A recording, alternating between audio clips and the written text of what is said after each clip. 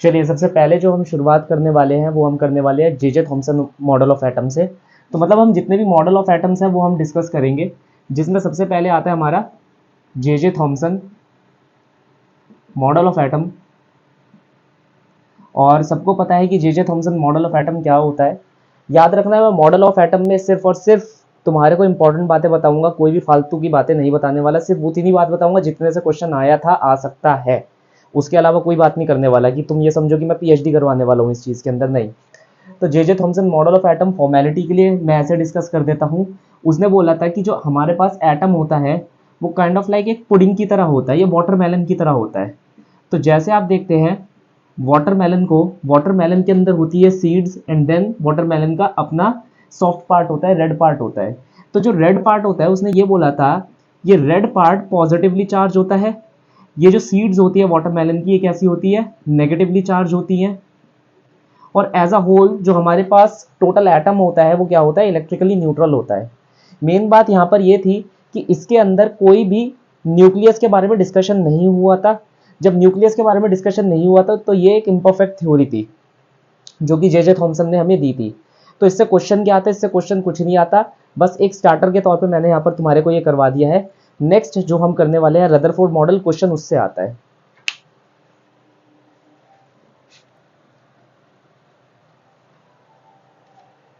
चलिए Rutherford model करते हैं।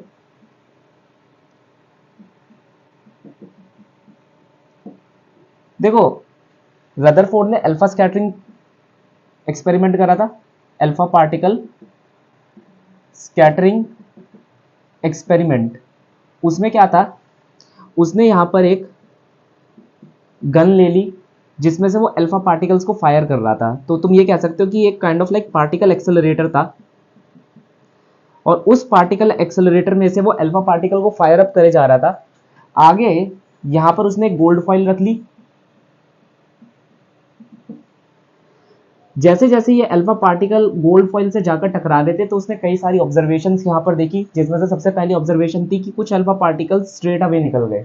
कुछ अल्फा पार्टिकल स्ट्रेट अवे निकल गए, इसका मतलब ये नहीं सारे निकल गए। उनमें से कुछ particles at a particular angle scatter out हो गए। तो हमने इस एंगल को नाम दे दिया लेट अस से थीटा। उसने ये भी देखा कि कुछ पार्टिकल सीधा गए और वापस उसी पाथ पर लौट कर आ गए जिस पाथ पर वो जा रहे थे।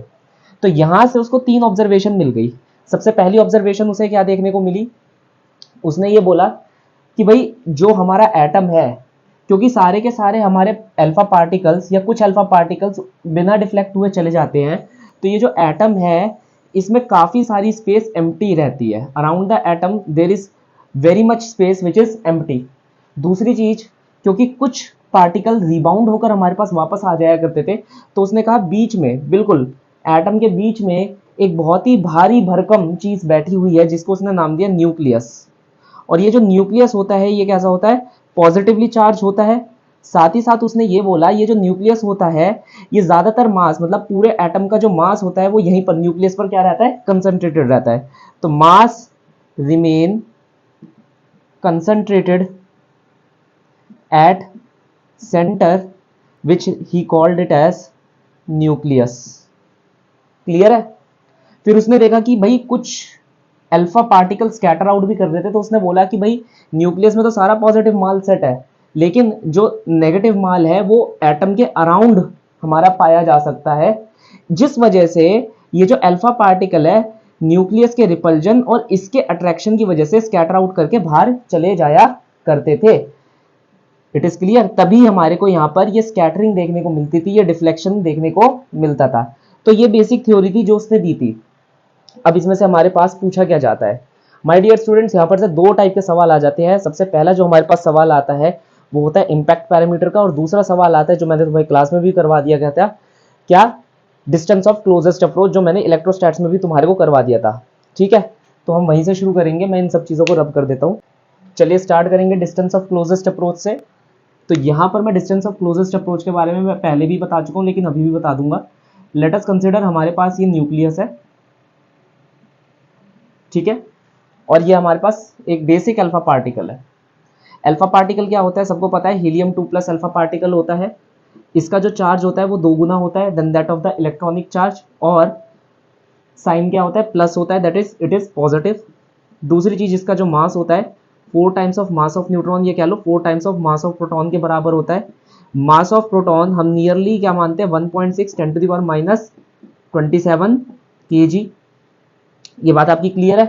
तो न्यूट्रॉन और प्रोटॉन का रफली जो मास होता है हमारा क्या होता है 1.6 into 10 to the power minus 27 kg। अगर इसको 4 से मल्टीप्लाई कर दोगे you will be getting the mass of the helium nucleus या अल्फा पार्टिकल। तो हमने यहाँ पर क्या करा, हमने इस अल्फा पार्टिकल को कहीं पर रखा, लेट अस से at a distance infinity initially. तो ये किसी इनफाइनाइट डिस्टेंस अवे है हमारे न्यूक्लियस से। हमने इसे एक वेलोसिटी दी v, या हमने इसे एक्सेलरेट करवाया up to a velocity v और फिर इसे छोड़ दिया, एंड देन ये इससे जाकर टकराने की कोशिश कर रहा है। अब जैसे जैसे ये आगे बढ़ता रहेगा इन दोनों के बीच में जो इलेक्ट्रोस्टैटिक फोर्स ऑफ रिपल्जन होगी वो बढ़ती जाएगी। जैसे जैसे इलेक्ट्रोस्टैटिक फोर्स ऑफ रिपल्जन बढ़ती जाएगी रिटार्डेशन होगा अल्फा पार्टिकल के केस में, और अल्फा पार्टिकल आते आते आते आते आते आते कहीं ना कहीं रुक जाएगा। वो जितनी दूर आके रुक रहा है न्यूक्लियस से उसी को हम कहते हैं closest distance of approach. Clear है। तो ये आगे आना शुरू करेगा, दोनों के बीच में इलेक्ट्रोस्टैटिक फोर्स लगनी शुरू हो जाएगी, तो ये कहीं यहाँ पर आकर रुक जाएगा, कंप्लीट हॉल्ट पर आ जाएगा, ये कह लो कंप्लीट स्टॉप पर आ जाएगा। तो हमने कहा इस दूरी को क्लोजेस्ट डिस्टेंस ऑफ अप्रोच, यहाँ पर याद रखना न्यूक्लियस हमारा फिक्स है इस केस के अंदर, ठीक है।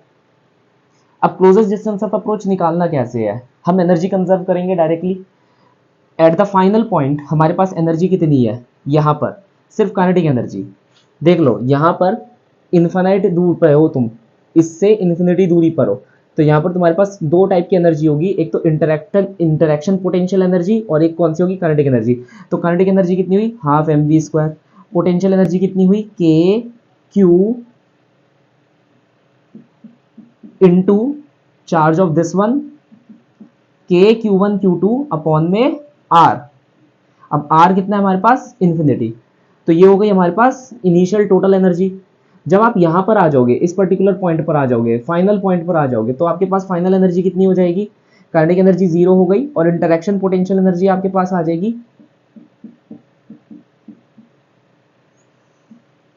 ठीक है। हमने अभी इस r को नाम क्या दिया है, d दे रखा है, ठीक है। That is the closest distance of approach. All you have to do is you have to equate both of the energy because energy is always conserved. तो E initial equal to E final, that is half mv square equal to k ze square into 2 upon में d। आपको ये total answer निकालना होगा और इसे solve करना होगा।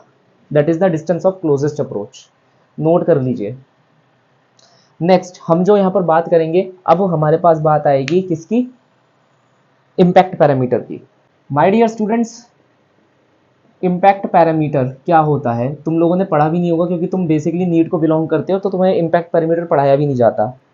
होता क्या है, मान लो ये न्यूक्लियस है, इसकी कोई ना कोई सेंट्रल लाइन जा रही होगी, this is the central line of the nucleus which is passing through the centre of the nucleus. तो हम अपने अल्फा पार्टिकल को at a particular distance away फेंकते हैं, लेट अस से दिस b डिस्टेंस अवे फेंकते हैं।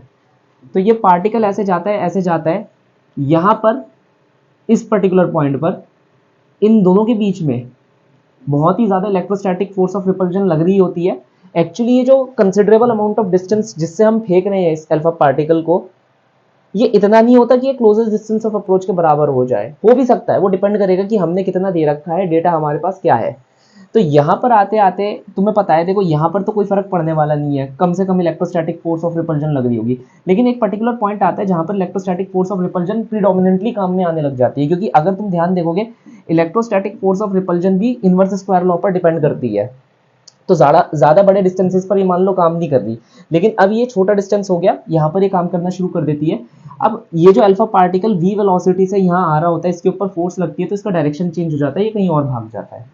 It is clear. अब मैं कोलिजन के बेसिक्स के अंदर नहीं जाने वाला, और सिर्फ तुम्हें इतना बताने वाला हूँ कि ये जो b मैंने लिखा है इसे कहते हैं इम्पैक्ट पैरामीटर। इम्पैक्ट पैरामीटर का मतलब होता है जो प्रिंसिपल लाइन हमारे न्यूक्लियस से पास हो रही है, और जिस लाइन के अलोंग हमारा पार्टिकल अल्फा पार्टिकल जा रहा है, यहाँ इन दोनों के बीच में एक परपेंडिकुलर लाइन ऐसे बना दो। ये जो परपेंडिकुलर लाइन का डिस्टेंस होता है, देखो ये यहाँ पर भी परपेंडिकुलर गिरेगी, यहाँ पर भी परपेंडिकुलर गिरेगी। It is clear. ये जो परपेंडिकुलर लाइन का डिस्टेंस होता है it is called as impact parameter, और यहाँ पर तुम्हारे पास आ जाता है तुम्हारा स्कैटरिंग एंगल थीटा। क्लियर। अब हमसे कहा जाता है इम्पैक्ट पैरामीटर और स्कैटरिंग एंगल को क्या करो, रिलेट करो।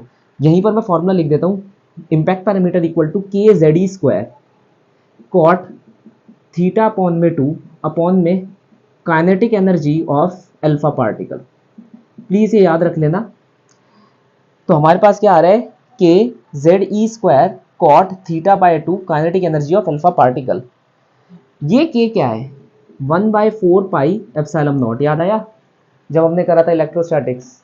तो इसके ऊपर क्वेश्चन क्या बनकर आया, इसके ऊपर क्वेश्चन बनकर आया, for the following situation, for the following situation b is a function of, ये कह लो b is proportional to mass of alpha particle to the power n, find the value of n। उसने कहा कि ये जो इम्पैक्ट पैरामीटर है इसकी क्या डिपेंडेंसी होगी मास ऑफ द अल्फा पार्टिकल के ऊपर। अब ये चाहे तो अल्फा पार्टिकल भी हो सकता था या कोई भी एक पॉजिटिवली चार्ज पार्टिकल हो जाता, कोई भी पॉजिटिवली चार्ज पार्टिकल ये हो सकता था, कोई भी पॉजिटिवली चार्ज पार्टिकल हो सकता था। तो यह हमें बताना है कि इस इम्पैक्ट पैरामीटर और उसके मास के बीच में क्या डिपेंडेंसी आएगी, हमें n की वैल्यू निकालनी है। अगर माय डियर स्टूडेंट्स तुम यहां पर देखोगे तो kinetic energy is inversely proportional to the impact parameter such that kinetic energy का फॉर्मूला क्या होता है, हाफ mv स्क्वायर। तो हम यहाँ पर लिख सकते हैं कि impact parameter is inversely proportional to the mass of the alpha particle. तो यहाँ पर n की वैल्यू हमारे पास क्या आ जाएगी, -1 आ जाएगी। ये तुम्हारे ही सीबीएसई एआईपीएमटी का क्वेश्चन है, बहुत पहले का, अभी का कोई क्वेश्चन नहीं है लेकिन आ सकता है। एज ही क्लोजेस्ट डिस्टेंस ऑफ अप्रोच के अंदर डायरेक्टली उसने पूछा था कि सर आप ये बता दीजिए बस क्लोजेस्ट डिस्टेंस ऑफ अप्रोच कितना होगा, उससे ज्यादा हमारे को आपसे कोई लेना देना नहीं है। मतलब उसने न्यूमेरिकल वैल्यू पूछी थी, लंबा चौड़ा क्वेश्चन आया था अच्छा खासा, ठीक है। तो ये हमारे पास कुछ क्वेश्चन आ जाते हैं। इसके बाद हमारे पास आ जाता है बोर का model, Bohr model of atom. और बोर के मॉडल में हमारे पास कौन से पोस्टुलेट्स आते हैं, सबसे पहले तो एक चीज समझ लो, बोर सिर्फ और सिर्फ हाइड्रोजन लाइक एटम के लिए काम करता है, हाइड्रोजन लाइक एटम्स के लिए काम करता है। जैसे अपन लोग के पास क्या हो गया, एक हाइड्रोजन हो गया, हीलियम प्लस हो गया, और तुम्हारे पास क्या हो गया, लिथियम प्लस प्लस हो गया, बेरिलियम प्लस प्लस प्लस हो गया। तो ये हाइड्रोजन लाइक एटम के लिए काम करता है। कहने का मतलब है तुम्हारे पास सिर्फ एक न्यूक्लियस हो और एक इलेक्ट्रॉन का सिस्टम हो। तो इसमें हमारे पास 3 पोस्टुलेट होते हैं। पोस्टुलेट नंबर 1 ये होता है, उसने ये बोला कि भाई देखो ये तुम्हारे पास न्यूक्लियस है, इसके अराउंड एक इलेक्ट्रॉन घूम रहा है, तो इन दोनों का जो मोशन है, इलेक्ट्रॉन का जो मोशन है with respect to the nucleus, वो कैसा होता है, सर्कुलर होता है। और यहां पर हम ये बोल सकते हैं कि इन दोनों के बीच में लग रही होती है क्या, इलेक्ट्रोस्टैटिक फोर्स ऑफ अट्रैक्शन, जिस वजह से ये अपना ये वाला मोशन क्या कर रहा होता है, मेंटेन कर रहा होता है। It is clear. तो पहला पोस्टुलेट हमारे पास क्या आ जाता है, रेडियस निकालने के लिए उसने बोला कि the force of attraction which is acting in between them is acting as a centripetal force. That is, इन दोनों के बीच में कितनी फोर्स ऑफ अट्रैक्शन काम करेगी, के Q1, मान लो इसका चार्ज है Q1 और इसका चार्ज है Q2, के Q1 Q2 अपॉन में इन दोनों के बीच में डिस्टेंस कितना है, r, which is the radius of the atom also, and it will be equal to mv square upon में r। क्लियर है। याद रखना जो हमारे पास Q1 होता है वो Ze के बराबर होगा, और जो हमारे पास Q2 होता है वो आपके E के बराबर होगा, क्योंकि इलेक्ट्रॉन उसके अराउंड घूम रहा होता है। It is clear. दूसरा पोस्टुलेट हमारे को क्या कहता है, दूसरा पोस्टुलेट हमारे को कहता है कि the angular momentum of any electron in any orbit is integral multiple of NH over 2 पाई। ठीक है, तो angular momentum of electron in any, या कह लो nth orbit is integral multiple of h over 2 पाई। तो L को हम कैसे लिख सकते हैं, mvr। L को हम mvr करके भी लिख सकते हैं, where m is the mass of electron, v is the speed of the electron in that particular orbit, r is the radius of the orbit itself. ये चीज क्लियर है। हमारे पास जो तीसरा पॉस्टुलेट होता है, थर्ड पॉस्टुलेट, वो हमें ये बोलता है कि भाई जो आपके पास एटम है उसके अराउंड बहुत सारे शेल्स हैं, जैसे मान लो 1 2 3। जैसे जैसे आप बाहर जाते जाओगे जो शेल्स की एनर्जी होगी वो बढ़ती जाएगी। तो अगर कोई इलेक्ट्रॉन भारी शेल के अंदर घूम रहा है, बाहर वाले शेल के अंदर घूम रहा है, तो वो हायर एनर्जी स्टेट में रहता है। उसका मतलब क्या है कि मान लो कभी उसको बाहर से अंदर आना होगा, तो बाहर से अंदर आने के लिए वो क्या करेगा, एक फोटोन को एमिट कर देगा। अब ये जो फोटोन होगा इसकी जो एनर्जी होगी वो होगी ई इनिशियल माइनस ई फाइनल। मतलब इनिशियल शेल की जो एनर्जी है, मान लो इस शेल की एनर्जी है 10 इलेक्ट्रॉन वोल्ट और इस शेल की एनर्जी है 1 इलेक्ट्रॉन वोल्ट। अभी मैंने मानने के लिए यहाँ पर रखा है, ठीक है, और माइनस कर देता हूँ यहाँ पर, इसे भी माइनस लिख देता हूँ और इसे भी माइनस लिख देता हूँ, ठीक है। तो माइनस इसलिए लिख रहा हूँ, तो मैं आगे बता दूंगा, क्योंकि ये बाइंडिंग एनर्जी के टाइप में होती है। तो ग्रेविटेशन में अगर तुमने बाइंडिंग एनर्जी पढ़ रखी है तो माइनस का सिग्निफिकेंस ये होता था कि बाउंडेड सिस्टम रहता था, एक साथ रहेगा। प्लस या जीरो हो गई तो सिस्टम अनबाउंड हो जाएगा, दैट इज टूटकर बाहर चला जाएगा। उसकी हम बात बाद में करेंगे। अभी के लिए मानकर चलो तीसरे शेल की एनर्जी है -10 इलेक्ट्रॉन वोल्ट और जो पहले वाले शेल है उसकी एनर्जी है -1 इलेक्ट्रॉन वोल्ट। मानकर चलो, अजम्पशन लेकर चलो, इट इज नॉट करेक्ट, ठीक है, मैं पहले ही बता रहा हूँ। तो यहाँ पर जो हमारे पास एनर्जी डिफरेंस आया वो कितना आ गया, -1 -10, दैट इज 9 इलेक्ट्रॉन वोल्ट का। तो कहने का मतलब है जो फोटोन अब बाहर की तरफ निकलेगा उसके पास एनर्जी डिफरेंस कितना होगा, या कह लो उसकी पर्टिकुलर एनर्जी कितनी होगी, 9 इलेक्ट्रॉन वोल्ट की उसकी एनर्जी होगी, ठीक है। तो ये हमारे पास क्या हो जाता है, ये हमारे पास हो जाता है थर्ड पोस्टुलेट, जो कि हमारे को ये बोलता है कि जो पर्टिकुलर हमारा फोटोन निकल रहा है वो इस एनर्जी डिफरेंस, ये एनर्जी डिफरेंस लेकर वो निकलेगा। ये क्लियर। अब हम नेक्स्ट चीज की बात करते हैं। नेक्स्ट चीज में सबसे ज्यादा इंपॉर्टेंट बात है कि वो हमसे पूछता है रेडियस, टाइम और फ्रीक्वेंसी, वेलोसिटी और मैग्नेटिक मोमेंट, करंट, इन सब का एक्सप्रेशन हमसे पूछता है। एक बार हम सारे एक्सप्रेशन निकाल कर देख लेते हैं। तो सबसे पहला एक्सप्रेशन है रेडियस का। रेडियस का एक्सप्रेशन निकालने के लिए आप फोर्स इक्वेशन को यूज कर सकते हैं, mv²/r is equal to k ZE² upon में r²। Centripetal force is equal to the electrostatic force acting in between both of the particle which is nucleus and the electron itself. यहां से and then second equation का आप use कर सकते हैं mvr that will be equal to nh/2π। ये second equation, ये first equation. My dear students, ये मैं इसलिए लिख रहा हूँ क्योंकि काफी बच्चे भूल जाते हैं फॉर्मूला भूल जाओ तो ऐसी इक्वेशंस का इस्तेमाल करना है जिसमें से आपको रिप्लेस करना है, replace velocity of equation second in one. यहां से v की वैल्यू निकाल लेना और उसे पहली वाली इक्वेशन के अंदर रख देना। So you will be getting the radius formula as n² h² epsilon not pi me² z।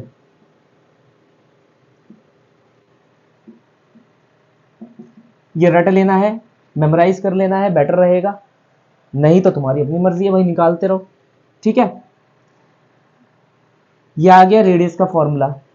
इसको अगर हम सिर्फ हाइड्रोजन के लिए लिखें, हाइड्रोजन के लिए z की वैल्यू वहां पर 1 हो जाती है, तो r, या हाइड्रोजन लाइक के लिए हम लिख देते हैं, हाइड्रोजन लाइक एटम के लिए। तो यहां पर मैं n² को अलग कर देता हूं, बाकी जो भी मेरा यहां पर कांस्टेंट में बचा, क्या बचा, h² एप्सिलॉन नॉट अपॉन में pi mass of electron into e²। इसे मैं बॉइल डाउन कर दूंगा। अब यहां पर ये आंसर आ जाएगा 0.529 इंटू n² अपॉन में z एंगस्ट्रॉम। ये किस में आंसर आ रहा है, एंगस्ट्रॉम में, मीटर में नहीं है ये आंसर, आंसर एंगस्ट्रॉम में है। आपको ये एक्सप्रेशन रट कर रखना है। दूसरी बात, आपको ये डिपेंडेंसी याद करके रखनी है n² अपॉन में z की, कि भाई जैसे जैसे हमारे शेल्स बढ़ते जाएंगे, n equal to 1, n equal to 2, n equal to 3, जैसे n की वैल्यू हमारी बढ़ती जाएगी वैसे वैसे हमारी रेडियस भी क्या होगी, बढ़ती जाएगी। ये बात यहां तक क्लियर है। अब एक और हम यहां पर कर सकते हैं।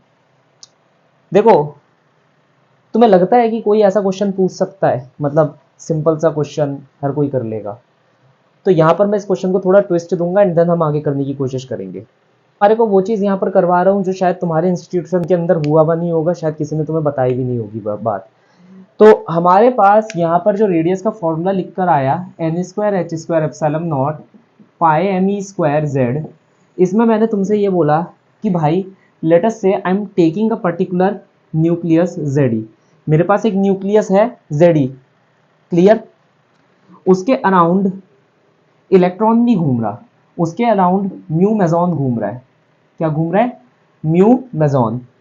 मैं ऐसी एक हाइपोथेटिकल तुम्हारे को डेटा यहां पर दे देता हूं कि mass of mu meson is 4 times of mass of electron, उसका जो मास है वो 4 गुना है then that of the mass of electron से, और charge of mu meson is let us say 1/2 times of charge of electron, और इसका जो चार्ज है वो आधा है।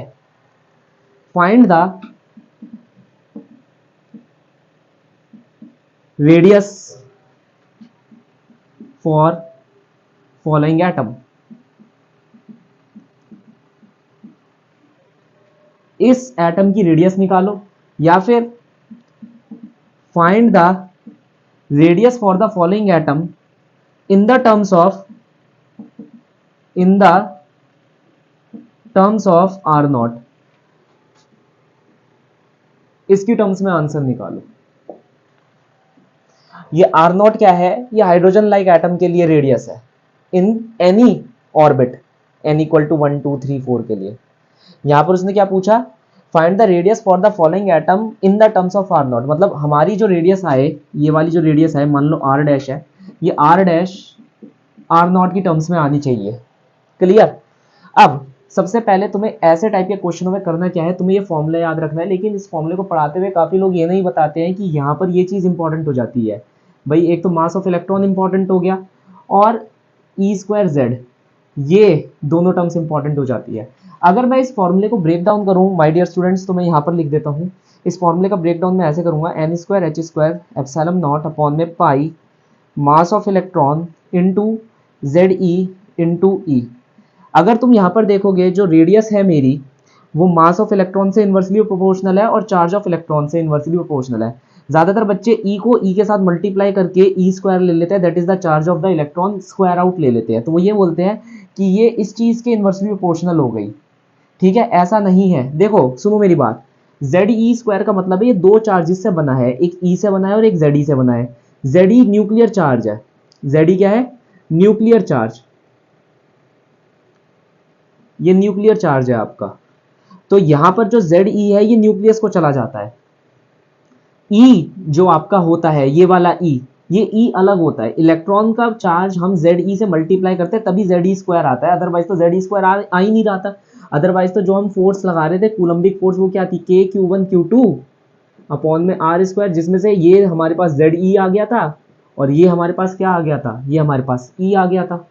तो याद रखना, यहाँ पर बड़ा ध्यान से रखना, जो रेडियस होती है वो इन्वर्सली प्रोपोर्शनल होती है न्यूक्लियर चार्ज के और charge of the revolving particle. मैं यहाँ पर ये बोलना चाहता हूँ, radius is inversely proportional to the nuclear charge and charge of the revolving particle as well as it is inversely proportional to the mass of the revolving particle. तो यहाँ पर ई स्क्वायर की डिपेंडेंसी नहीं आएगी, हम ये बोलेंगे radius is inversely proportional to the charge of revolving particle, also it is inversely proportional to the mass of the revolving particle, such that अगर मैं इन दोनों को साथ में रखूं, इन दोनों चीजों को साथ में रखूं, तो radius is inversely proportional to 1 upon में m into q, mass of the revolving particle into charge of the revolving particle, other things remains constant. बाकी चीजों को कोई फर्क नहीं पड़ने वाला, ये ऊपर वाली टर्म को कोई फर्क नहीं पड़ने वाला, पाई को कोई फर्क नहीं पड़ने वाला, ठीक है, न्यूक्लियर चार्ज को कोई फर्क नहीं पड़ने वाला, क्योंकि उसने न्यूक्लियर चार्ज अभी भी देखो जेड ई के बराबर ही दे रखा है, यहाँ पर कोई चेंज नहीं कर रखा। बहुत ही इंपॉर्टेंट क्वेश्चन है। सो माय डियर स्टूडेंट्स, अब एक चीज ध्यान रखना, आपने लिखा r dash is equal to n square H square epsilon naught upon में pi mass of revolving particle, charge of revolving particle into the nuclear charge Z e. यहाँ पर बस रिप्लेसमेंट आपको करनी है, N square H square epsilon naught upon में pi, देखो mu मेजॉन का मास 4 गुना है मास ऑफ इलेक्ट्रॉन से, 4 गुना mass of electron, charge half है, हाफ ऑफ इलेक्ट्रॉनिक चार्ज, ठीक है। अब अगर इस फॉर्मूले को मैं लिखूं n square H square epsilon not pi M e Z e square और 1/2, क्योंकि 2 4 को काट देगा 1/2 पर। ये जो पार्ट था हमारा कितना था, आर नॉट के बराबर। ये बात क्लियर है, ये पार्ट कितना था, आर नॉट के बराबर। तो आंसर कितना आया, आर नॉट अपॉन में 2। तो यहाँ पर जो हमारे को रेडियस देखने को मिल रही है वो क्या हो गई, आर नॉट बाई 2। मतलब अगर आप यहाँ पर ये देखेंगे, ये एटम दिखेगा कैसे, मैं आपको बता देता हूँ।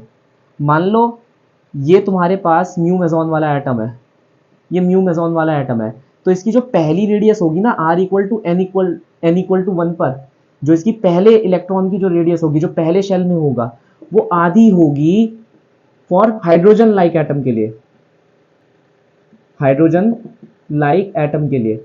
तो हाइड्रोजन लाइक एटम इससे 2 गुना बड़ा दिखाई देगा आपको, आप बात समझ रहे हो। हाइड्रोजन लाइक एटम इसका 2 गुना बड़ा एटम दिखाई देगा, क्योंकि इसकी जो रेडियस आ रही है वो क्या आ रही है, हाफ हो रही है। यहां पर ये एक्सप्रेशन यही बताने की कोशिश कर रहा है। ये रेडियस के ऊपर पूछा जा सकता है। सिमिलरली मैं एक और चीज बता देता हूं तुम्हारे को, ये रेडियस तुमने निकाल ली, एक वेलोसिटी के बारे में भी हम डिस्कस कर लेते हैं। तो वेलोसिटी,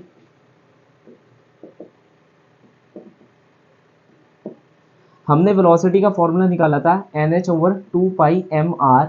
आपको r की वैल्यू यहां पर रख देनी है NH/2πm n square H square epsilon not pi M E square into z. ये वैल्यू यहां पर रख के आपके पास वेलोसिटी का आंसर आ जाएगा। मैं यहां पर एक और चीज का बता दूं, मैं तुम्हें याद दिलवा दूं कि जो रेडियस था उसका क्विक फॉर्मूला तुम ऐसे भी याद कर सकते हो फॉर हाइड्रोजन लाइक एटम के लिए, हाइड्रोजन लाइक एटम के लिए, नॉट म्यू मेजॉन वालों के लिए। हाइड्रोजन लाइक एटम के लिए जो रेडियस का फॉर्मूला आएगा वो आएगा r will be equal to 0.529 n square upon में जेड एंगस्ट्रॉम। तो यहाँ पर आपको ये याद रखना है जो रेडियस है वो एन स्क्वायर अपॉन में जेड के प्रोपोर्शनल है। और अगर आपको क्विकली आंसर निकालना है एग्जाम के अंदर तो please use this formula, multiply 0.529 with n square upon में Z and the answer will given be in angstrom only. Angstrom में आंसर आएगा। डुअल नेचर में मैं पहले ही बता चुका हूँ, एक एंगस्ट्रॉम का मतलब होता है 10⁻⁻10 metre. Using this particular formula मैं ये बोल सकता हूँ कि जो मेरे पास वेलोसिटी का फॉर्मूला आएगा वो होगा c अपॉन में 137 और देन हमारे पास यहाँ पर अगर तुम देखोगे डिपेंडेंसी हो जाएगी z अपॉन में n की। तो velocity is directly proportional to z upon में n, वेयर c यहाँ पर क्या है, स्पीड ऑफ लाइट है, 3 × 10⁸।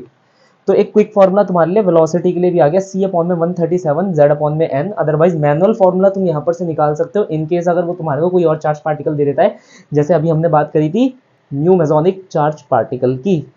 तो उसके अंदर अगर वेलोसिटी पूछ रहा है, certainly the velocity could be different, मगर यहाँ पर एक चीज ध्यान रखना, velocity is independent of mass of revolving charge particle. अगर तुम यहां ध्यान से देखोगे ये मास इस मास से कट जाएगा, तो जो हमारे चार्ज पार्टिकल का मास है वेलोसिटी उससे रिलेट नहीं होने वाली, उसके वो इंडिपेंडेंट रहने वाली है। लेकिन यही velocity is proportional to charge of revolving particle. अगर तुम यहां देखोगे यहाँ जेड ई स्क्वायर लिखा है, मैंने पहले ही बोला था ई और जेड ई में से तोड़ दो, ये क्या है, चार्ज ऑफ रिवॉल्विंग पार्टिकल। ये चीज हमारी ऊपर न्यूमरेटर के अंदर चली जाएगी, तो हम ये कह सकते हैं velocity charge of revolving particle पर क्या कर रही है, डिपेंड कर रही है। ऐसे क्वेश्चन बिल्कुल तुम्हारे लिए सर्टेनली पूछे जा सकते हैं इन 2 पॉइंट से वेलोसिटी के अंदर। अब वो तुम्हारा विवेक है कि तुम इसे यूज करोगे या नहीं करोगे, मेरा काम सिर्फ बताना था, ठीक है। तो इसके अंदर जैसे क्वेश्चन तुम एक्सपेक्ट कर सकते हो वो ये कह देगा कि फॉर द फॉलोइंग डेटा, सब कुछ बिल्कुल क्लियर है हमारे पास, हाइड्रोजन लाइक एटम दे रखा है, वो कहेगा मेरे पास हाइड्रोजन लाइक एटम है, ऐसे 2 एटम्स है, ठीक है, हाइड्रोजन लाइक 2 एटम्स, मेरे पास हाइड्रोजन लाइक 2 एटम्स है, क्लियर। एक के अराउंड इलेक्ट्रॉन घूम रहा है और एक के अराउंड कोई एक नया पार्टिकल घूम रहा है, लेट अस से उसको हम नाम दे देते हैं जेट्रॉन। तो एक बहुत ही अलग सा पार्टिकल है, हमने नाम दे दिया जेट्रॉन। जो ये जेट्रॉन है उसका जो मास है वो 10 गुना है मास ऑफ इलेक्ट्रॉन से, और उसका जो चार्ज है वो 20 गुना है किससे, चार्ज ऑफ इलेक्ट्रॉन से। बाकी सारी चीजें सेम है। तो जो वेलोसिटी होगी उसकी वो कितनी होगी, अगर इन दोनों की वेलोसिटी की रेशो ली जाए v2 और v1, तो हमसे पूछा गया भाई v2 बाई v1 क्या होगा। तो हमारे को पता है ये तो हाइड्रोजन लाइक एटम है, हम डायरेक्टली इसमें ये वाला फॉर्मूला लगा सकते हैं, और इस वाले फॉर्मूले के अंदर हमें पता चल रहा है कि जो वेलोसिटी है वो सिर्फ चार्ज पर डिपेंड करती है, मास पर तो डिपेंड करती नहीं है। तो अगर हम यहाँ पर डायरेक्टली लिखे velocity is depending upon the charge, तो charge of the second particle upon the charge of the first particle, second particle has a charge of 20 times than that of the electron. First जो atom है उसका जो charge है revolving particle का वो electron के बराबर है। तो यहाँ पर जो सेकंड पार्टिकल या कह लो सेकंड एटम है उसके अंदर 20 गुना तेजी से ये इलेक्ट्रॉन घूमता हुआ हमारे को क्या आएगा, नजर आएगा। ये बात क्लियर है। Time period of revolution, directly आपको फॉर्मूला लगाना है टाइम पीरियड का, 2 पाई आर अपॉन में वेलोसिटी v, और एक्सप्रेशन तो वही निकालना है जैसे हमने पहले निकाला था, dependency on mass and charge आपको देखते हुए चलना है। मैं यहाँ पर आपको एक बेसिक चीज़ बता देता हूँ। रेडियस की जो डिपेंडेंसी आई थी वो आई थी एन स्क्वायर अपॉन में जेड पर, और वेलोसिटी की डिपेंडेंसी आई थी जेड अपॉन में एन पर। तो हम यहाँ पर बोल सकते हैं जो इसकी डिपेंडेंसी होती है वो n cube by z square पर आती है। क्या, n cube by z square पर। तो क्वेश्चन हमारे पास आया, find the ratio of time of revolution for helium hydrogen like atom for 2 electrons in shells n equal to 1 and n equal to 2 respectively। या हम इस हाइड्रोजन लाइक एटम को हटाकर एक काम करते हैं, find the ratio of time of revolution for helium and hydrogen for their 2 electron, for their electrons in the shell n equal to 1 and n equal to 2 respectively. तो हमने ये बोला कि भाई हीलियम के n इक्वल टू 1 के अंदर जो इलेक्ट्रॉन रिवॉल्व कर रहा है उसका जो टाइम पीरियड है लेट अस से वो t हीलियम है।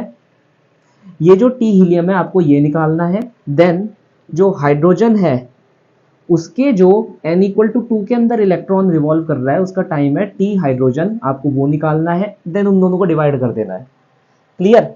तो यहाँ पर हम दोनों, हमारे को उस टाइम की रेशियो निकालनी है। तो हमारे पास हीलियम है, हमारे पास हाइड्रोजन है। हीलियम के n इक्वल टू पहले शेल के अंदर जो इलेक्ट्रॉन रिवॉल्व आउट कर रहा होगा हमारे को उसका टाइम पीरियड निकालना है। Then n equal to 2 hydrogen के अंदर जो इलेक्ट्रॉन रिवॉल्व आउट कर रहा होगा उसका टाइम निकालना है। देन उन दोनों टाइम की रेशियो ले लेनी है। तो यहाँ पर अगर मैं देखूँ तो टाइम में डायरेक्टली कह सकता हूँ वो n cube by z square पर डिपेंड कर रहा है। तो time of helium, time of hydrogen, n of helium upon में n of hydrogen cube cube into z of hydrogen, z of helium. आपको पता ही है n की वैल्यू मैंने दे रखी है। हीलियम के लिए जो z की वैल्यू होती है वो होती है 2, हाइड्रोजन के लिए z की वैल्यू 1 होती है। कमेंट सेक्शन के अंदर लिखकर बताइए ये रेशो कितनी आ रही है। ठीक है। हमसे फ्रीक्वेंसी का पूछता है, तो frequency is nothing but 1 upon time period. We know that time period is inversely proportional to n cube by z square. So frequency will be proportional to z square upon में n cube. Again आपको ये पूरा मानते हुए चलना है, ये चीज़ आपको याद होनी चाहिए।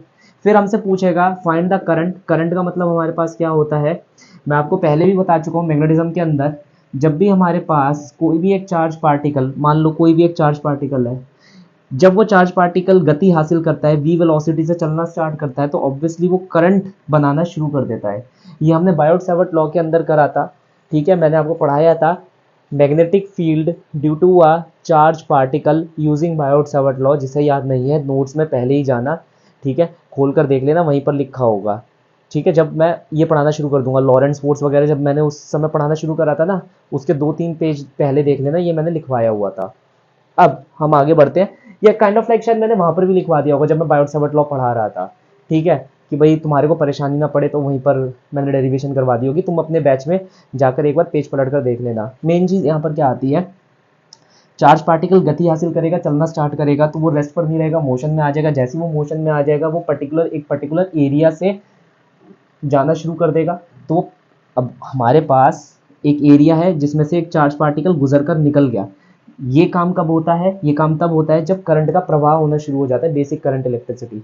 तो यहाँ पर भी हमारे पास क्या है, एक इलेक्ट्रॉन है, जैसे ही वो चलना स्टार्ट करेगा, जिस डायरेक्शन में वो चलना स्टार्ट करेगा उसके अपोजिट डायरेक्शन में क्या डेवलप हो जाता है, करंट। जैसे ही हमारे पास करंट डेवलप हो जाता है, ऑब्वियसली मैग्नेटिक फील्ड वगैरह सारी चीज़ें भी डेवलप हो जाती है और मैग्नेटिक मोमेंट भी डेवलप हो जाती है।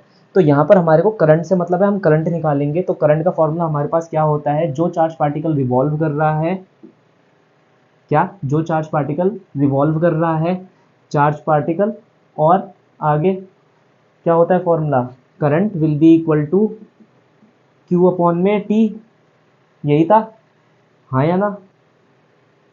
तो यही आपको लिखना है, लेकिन ये याद रखना जो ये 1/t है उसे आप q इंटू एफ करके भी लिख सकते हैं, that is charge particle multiply by the frequency at which it is rotating.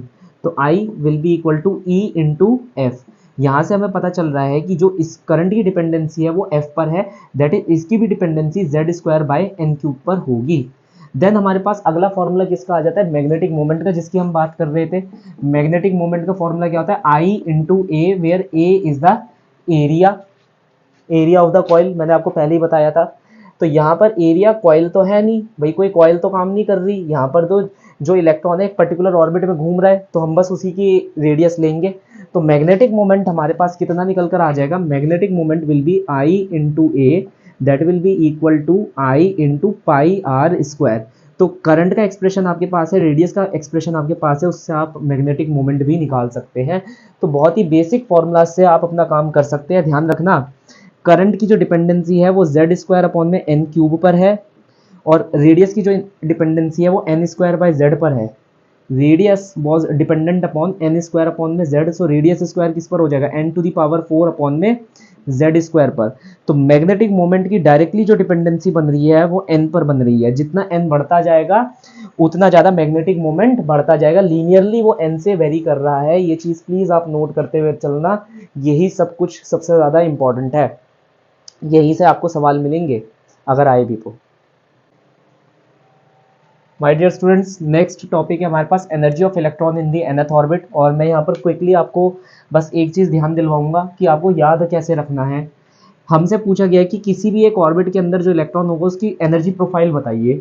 Kinetic energy potential energy की आधी होती है, लेकिन हमें सिर्फ उसका मैग्नीट्यूड चाहिए, ना कि उसका direction. Total energy potential energy की आधी होती है, ये भी आधी होती है, लेकिन इसका साइन वही होता है जो पोटेंशियल एनर्जी का साइन होता है। पोटेंशियल एनर्जी आपकी नेगेटिव होगी, नेगेटिव क्यों होगी, क्योंकि इन दोनों के बीच में हो रहा है इंटरेक्शन, जिसमें से जो हमारा इलेक्ट्रॉन है वो नेगेटिवली चार्ज पार्टिकल होता है। तो पोटेंशियल एनर्जी का फॉर्मूला आप लोगों को पता ही होगा, के Q1 Q2 अपॉन में R फ्रॉम द इलेक्ट्रोस्टैटिक्स। तो अगर मैं यहाँ फॉर्मूला लगाऊं के charge of the nucleus ZE, charge of the electron E -1, क्योंकि नेगेटिव चार्ज किसका है, इलेक्ट्रॉन का है, अपॉन में radius of the orbit itself. यहाँ तक ये चीज़ क्लियर हुई। रेडियस ऑफ द ऑर्बिट को आप बदल सकते हैं n square H square epsilon not pi M E square z से, क्लियर है। फिर यहाँ पर आप बस इसे रीअरेंज कर दीजिएगा, जैसे मैं यहीं पर कर देता हूँ, खैर रीअरेंजमेंट। ये देखो पाई एम ई स्क्वायर जेड ऊपर की तरफ चला जाएगा, तो हमारे पास बच रहा है पाई के z square e to the power 4 और m mass of the electron into -1 whole to the upon n square H square epsilon nought. तो यहाँ पर हमारे को देखने को मिल रहा है कि जो पोटेंशियल एनर्जी है, पोटेंशियल एनर्जी वो किसका फंक्शन है, वो जेड स्क्वायर अपॉन में एन स्क्वायर का फंक्शन है। तो जो टोटल एनर्जी आएगी वो भी कहीं ना कहीं जेड स्क्वायर एन स्क्वायर का फंक्शन होगी, और जो काइनेटिक एनर्जी आएगी वो भी कहीं ना कहीं इसी चीज़ पर डिपेंड करेगी, किस पर, जेड स्क्वायर अपॉन में एन स्क्वायर पर। फर्दर आप चाहें तो इसे खोल सकते हैं, जैसे मैं के की वैल्यू को यहाँ पर से रिप्लेस कर देता हूँ 4 पाई एप्सिलॉन नॉट के तौर पर। तो पाई से पाई यहाँ पर हमारे पास कैंसिल हो जाएगा, आपके पास जो आंसर बचेगा वो बचेगा जेड स्क्वायर अपॉन में n square whole to the bracket e to the power 4 m upon में h square and epsilon naught का होल स्क्वायर, और कुछ बच रहा है क्या भाई, एच स्क्वायर एप्सिलॉन नॉट का होल स्क्वायर एंड देन 4। ये हमारे पास बचपुचा कर कुछ आंसर आ रहा है, ठीक है। खैर मैं इस चीज़ पर नहीं जाऊंगा। और एक -1 ये ज़रूर लगाना मत भूलना, ठीक है। एक -1 बच रहा है। अब अगर हम यहाँ पर टोटल एनर्जी लिखें, टोटल एनर्जी इसका हाफ हो जाता है, तो 1/2 को यहाँ पर से क्या कर देना, मल्टीप्लाई कर देना। देखो टोटल एनर्जी हाफ होती है, तो 1/2 को हम मल्टीप्लाई कर देंगे तो आंसर आएगा Z² n² 1/8 h² epsilon naught का whole square e⁴ and then m mass of electron and then -1। अगर यहाँ पर मैं तुम्हारे को एक चीज बताऊं, एक चीज होती है जिसे हम कहते हैं रिडबर्ग कांस्टेंट। क्या कहते हैं, रिडबर्ग कांस्टेंट। उसके बारे में यहाँ पर बताना थोड़ा सा भी जरूरी हो जाता है। देखो ये जो एक्सप्रेशन है e⁴, मेरे पास जगह बिल्कुल भी नहीं रहती यार, कभी नहीं रहती, यहाँ लिख देता हूँ। ये जो एक्सप्रेशन है e⁴ mass of electron upon में 8 h² एप्सिलॉन नॉट का होल स्क्वायर। मैं यहाँ पर से c और h को मल्टीप्लाई और c और h को डिवाइड कर देता हूँ, बस इतना मैंने करा है। CH मल्टीप्लाई CH डिवाइड कर दिया। अब e⁴ मास ऑफ इलेक्ट्रॉन और अपॉन में 8 h³ एप्सिलॉन नॉट का होल स्क्वायर इंटू c। ये मैं एज इट इज लिखकर छोड़ देता हूं। तो याद रखना ये वाला जो एक्सप्रेशन आएगा इसे हम कहते हैं रिडबर्ग कांस्टेंट। मैंने CH ऊपर मल्टीप्लाई करा, CH नीचे डिवाइड करा, उसमें से ये एक्सप्रेशन एक्सट्रैक्ट आउट कर लिया, इसे कहते हैं हम रिडबर्ग कांस्टेंट। और लोग कहते हैं रिडबर्ग कांस्टेंट, लेकिन मैं कहता हूँ ये कांस्टेंट नहीं है, क्योंकि ये मास ऑफ इलेक्ट्रॉन पर, मतलब मास ऑफ द रिवॉल्विंग पार्टिकल पर डिपेंड कर रहा है। साथ ही साथ it is depending upon also on the charge of the revolving particle somehow, ठीक है। तो ये चार्ज पर भी डिपेंड करता है, charge of revolving particle and charge of your nucleus also. तो चलो हम चार्ज पर तो इतना ज़्यादा नहीं मानते, क्योंकि तुम्हारे को क्वेश्चन आएगा ही नहीं कि चार्ज डिपेंडेंसी क्या है, क्योंकि वो कॉम्प्लेक्स हो जाता है, तुम्हें वापस से पीछे से डिराइव करना पड़ेगा। हम यहाँ पर कम से कम ये तो मानकर चल सकते हैं कि यार ये मास पर डिपेंड कर रहा है। तो अगर मान लो यहाँ म्यू मेजॉन होता तो उसका मास अलग हो जाता, उसका मास अलग हो जाता, तो उसके लिए रिडबर्ग कांस्टेंट की वैल्यू क्या होती है, अलग आ जाती। तो ये मानकर चलना ये हमेशा मास पर डिपेंड करता है, नाम का कांस्टेंट है, ये काम का कोई कांस्टेंट नहीं है। तो ये हमारे पास एनर्जी प्रोफाइल आ जाती है। Further we can solve it, that is इसको हम लिखेंगे -13.6 z² इलेक्ट्रॉन वोल्ट।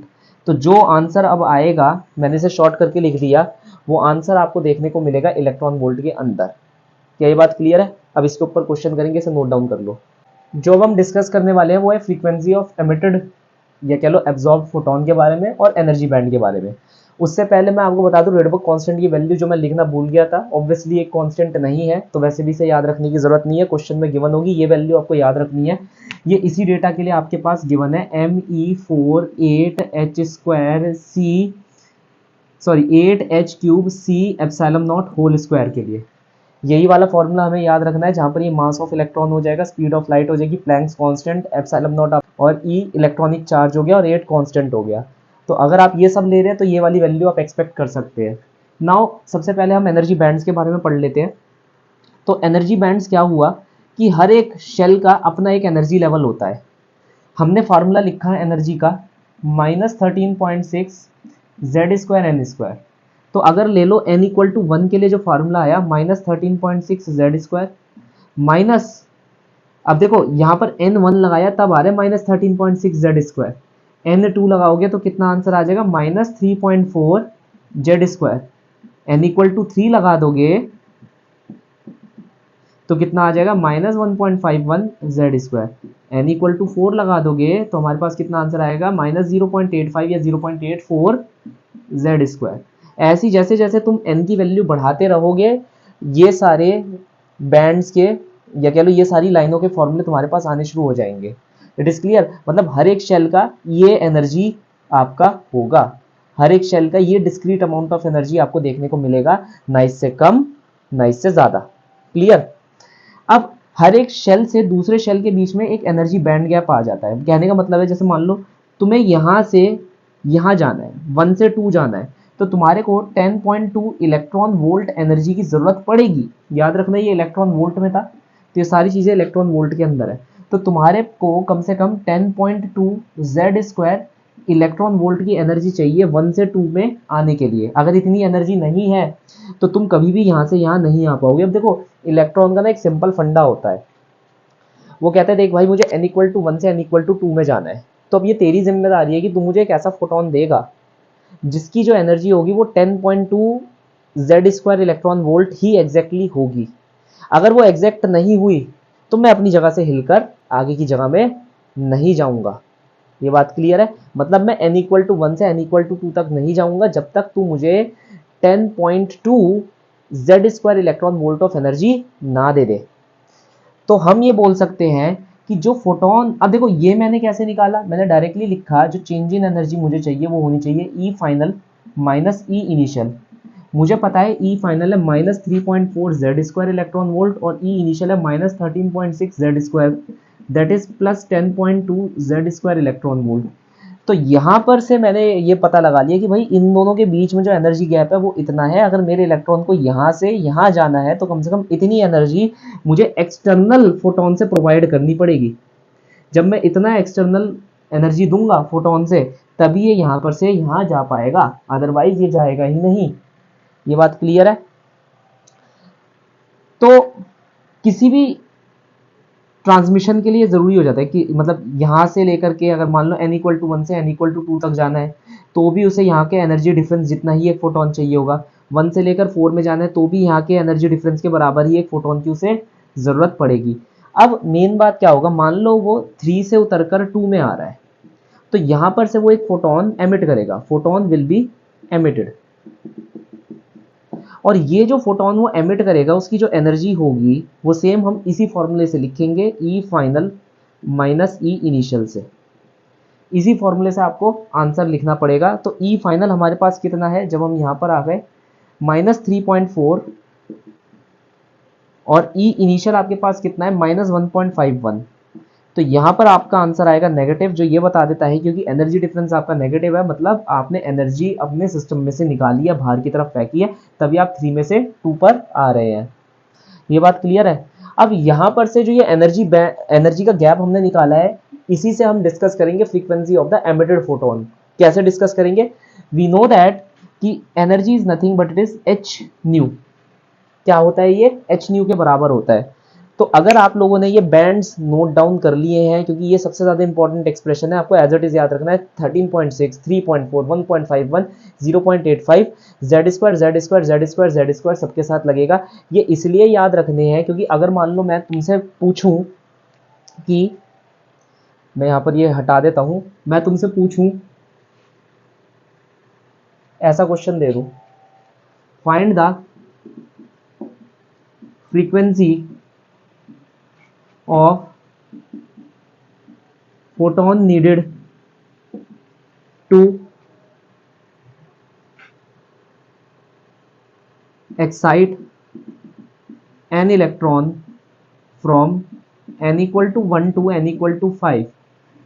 तो आप ये कैसे करेंगे? n इक्वल टू 5 की जगह मैं n इक्वल टू 3 ले लेता हूं। तो आप ये आंसर क्विकली कैसे निकालेंगे भाई? ये थोड़ी ना आप आंसर को ऐसे लिखते रहेंगे minus 13.6 1 by n square minus 1 by n final square.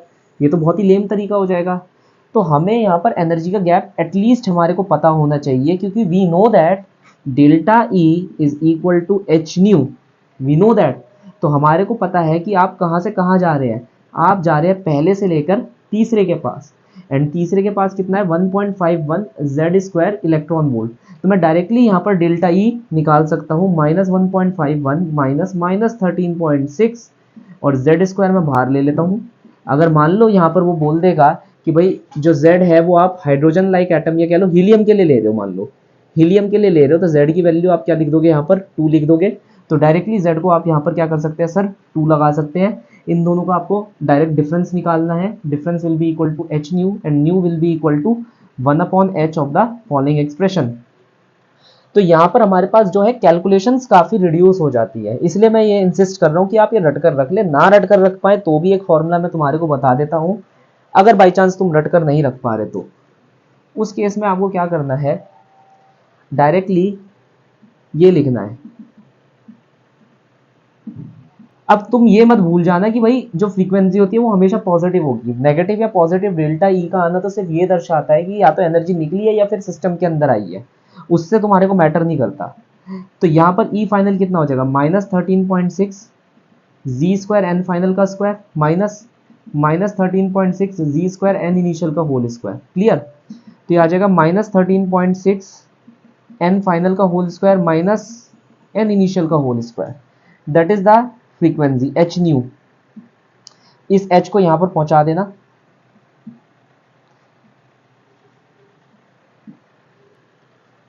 तो ये तुम्हारे पास क्या आ जाएगी, frequency of the either emitted और एब्जॉर्ब्ड।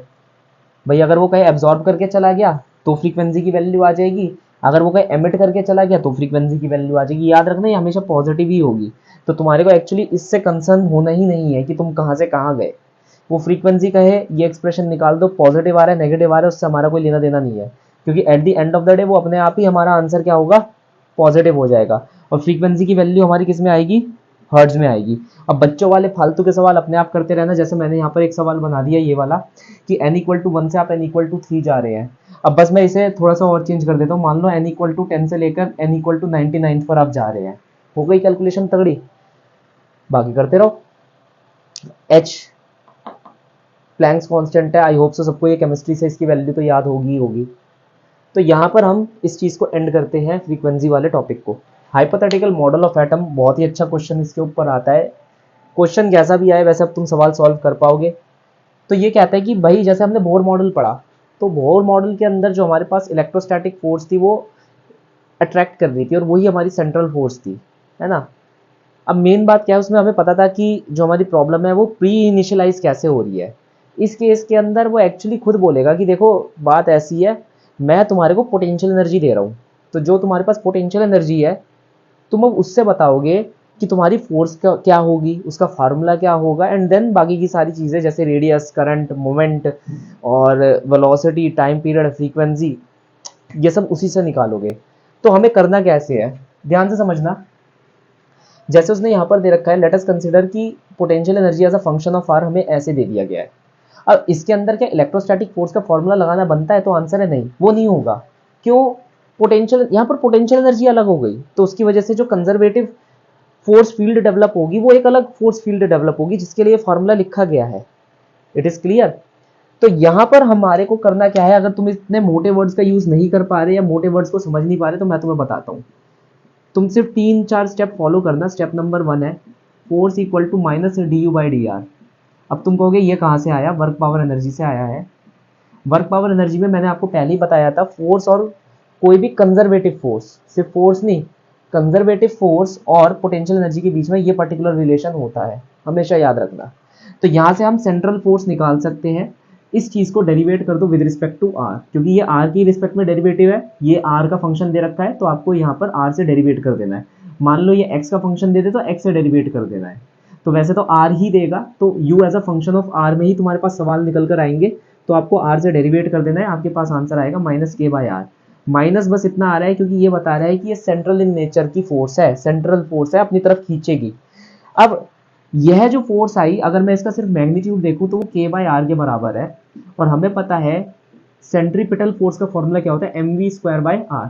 r से r कट जाएगा, that is v is equal to √k/m, where k की कैनी कांस्टेंट, ये कोई भी कांस्टेंट हो सकता है, हमें नहीं पता ये क्या है। तो k हमारे पास क्या है, कोई भी कांस्टेंट है। तो यहाँ से वेलोसिटी की वैल्यू आ गई, तो वेलोसिटी हमारे पास आ गई। दूसरी चीज क्या है, रेडियस निकालनी है। अब रेडियस हम कैसे निकालेंगे, अगेन फिर से हमारे पास वही फॉर्मूला रहने वाला है रेडियस निकालने का, कि भाई mv²/r that will be equal to k/r, मगर k/r से तो ये कट गया ना, हाँ, mvr इक्वल टू NH/2π। भाई एंगुलर मोमेंटम का फॉर्मूला तो यहाँ पर भी लगेगा, मोर मॉडल फॉलो कर रहा है तो पोस्टुलेट नंबर 2 तो काम आएगा ही आएगा। mvr equal to NH/2π, v का फॉर्मूला आप निकाल चुके हैं, तो मैं यहाँ पर लिखता हूँ NH/2πmv, दैट इज NH/2πmv का फॉर्मूला हमारे पास क्या निकल कर आया, k/m, that is NH/2π √m k। यहाँ से हमारे पास क्या निकल कर आ गई, रेडियस निकल कर आ गई है।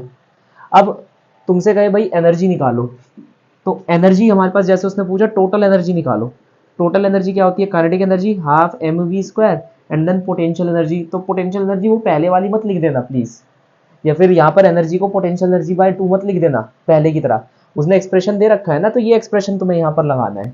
तो क्या हो जाएगा, k log to the base e r, clear है। तो यहाँ पर 1/2 एम वी स्क्वायर, कहाँ गया वी, वी कहाँ गया, बोला k by m, under root k by m का whole square plus k log to the base e r.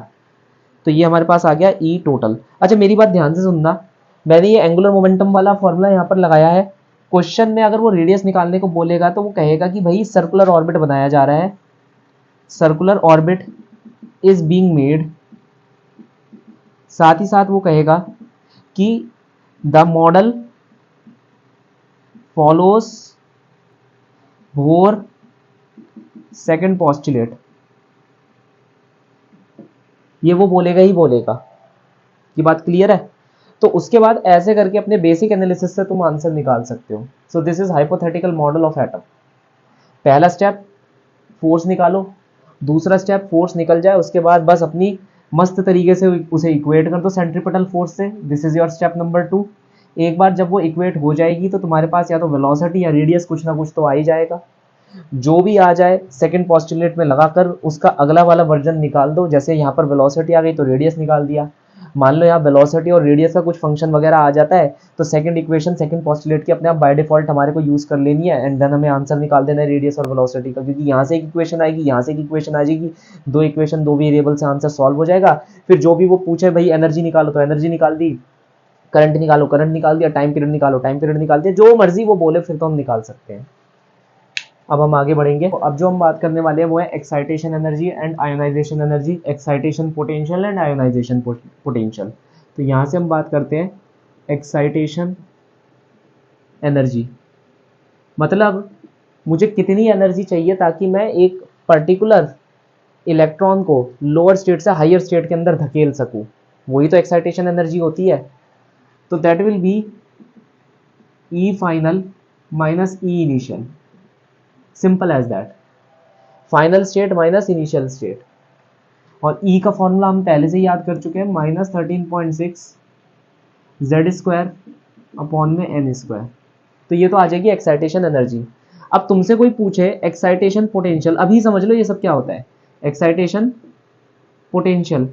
तो ये जो एक्साइटेशन एनर्जी तुम्हारे पास निकल कर आई, इसे इलेक्ट्रॉनिक चार्ज से डिवाइड कर देना तो तुम्हारे पास एक्साइटेशन पोटेंशियल आ जाएगा। याद रखना इसका यूनिट वोल्ट होगा और इसका यूनिट इलेक्ट्रॉन वोल्ट होगा। आयोनाइजेशन का मतलब क्या होता है, तुमने किसी इलेक्ट्रॉन को किसी एक पर्टिकुलर स्टेट से पकड़ा और फिर उसे इंफिनिटी पर फेंक दिया, क्लियर। तो आयोनाइजेशन एनर्जी का मतलब हो गया तुमने किसी एक इलेक्ट्रॉन को किसी एक पर्टिकुलर ऑर्बिट में पकड़कर उसे इंफिनिटी पर फेंक दिया। तो ionization energy will be equal to e final minus e initial. E final कितनी हो जाएगी 0 और ई इनिशियल तो तुम्हारे को पता ही है -13.6 जेड स्क्वायर अपॉन में n square, that is plus 13.6 z square upon में एन स्क्वायर। मेन बात क्या है, ई फाइनल तुम्हारा ई इंफिनिटी होगा जो कि क्या हो जाता है हमारा 0 हो जाता है। अब तुमसे कोई पूछे भाई आयनाइजेशन पोटेंशियल निकालो तो क्या कर दोगे, ई से डिवाइड। इतना ही याद रखना है, आयनाइजेशन पोटेंशियल जो भी तुम्हारे पास आयोनाइजेशन एनर्जी आए उसे ई से डिवाइड कर देना। ये आंसर वोल्ट में निकलेगा और ये वाला आंसर किस में निकलेगा, इलेक्ट्रॉन वोल्ट में। तो ionization energy is the amount of energy you need in order to throw an electron from a particular orbit to infinity.